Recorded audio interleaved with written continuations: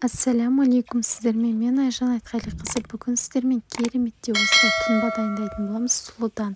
Сұлының адамның организміне өте үлкен орасан зор пайдасы бар.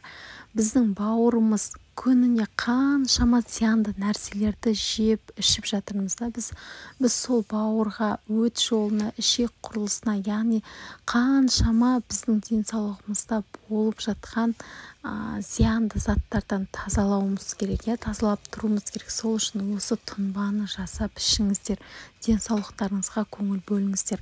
Бұл сұлы кез келген дәріханада сатылады. Соны аласыздар да 2 кесесін осындай ыдысқа салып жақсылап бірінші жуып алатын боламыз. Содан кейін суды қайнатамыз. Қайнап тұрған суды осы сұлының үстіне құятын боламыз. Міне бетін жауып 4-5 сағатқа қойып қоясыздар. Судың түсі өзгереді. Мына сұлылар ісініп кішкене астына қарай түсетіне бірте-бірте қарасаңыздар. Бұл сұлы біздің бауырымызды, өт жолымызды бәрін тазалап шығатын болады. Күніне 1 стакан, 2 стакан тамаққа дейін ішіп аласыздар. Дайын тұнбаны сүзгіден өткізіп банкіге құйып 2 күндей сақтауларыңызға болады. Ем болсын, міндетті түрде ішіп пайдаларыңызға асырыңыздар. Ем болсын.